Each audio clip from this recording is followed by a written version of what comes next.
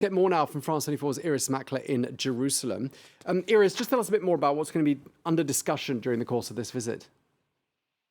This visit, I think, is more a reassurance visit rather than a breakthrough visit. I don't think either side, that is either the Israelis or the Palestinians, expects something big to come out of it. But it is a kind of a there, I still love you, the Middle East is still important to me visit from Joe Biden.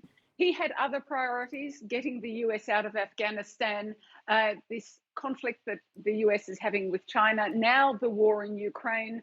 And in a funny way, that's brought him back to the Middle East because oil has become important again. And that's part of the reason that he's heading to Saudi Arabia, something that he said he might not do.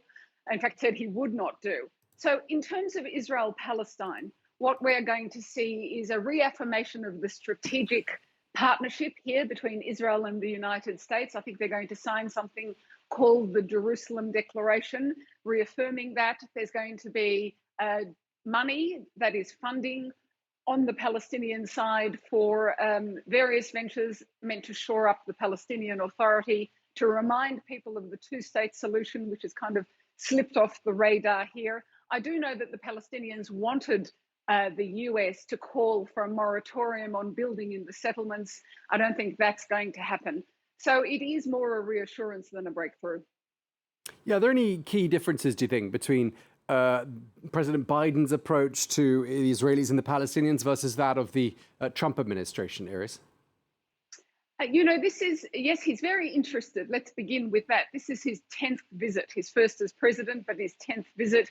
He has a commitment here that I don't think President Trump had. President Trump had a more financial interest, as we can see from the deals that his son-in-law struck after leaving office with the Saudis, $2 billion in loans. So I think there's a personal interest, a commitment to the peace process. But in terms of on-the-ground changes, we don't see very much. We see that they want to bring the process forward. We see that they've appointed different kinds of people on the ground into key positions.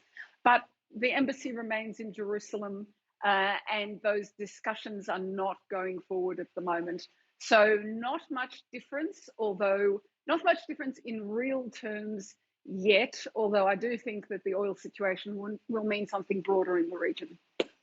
Okay, well, thank you very much indeed for that update from Jerusalem. Irris Makler, thank you very much indeed.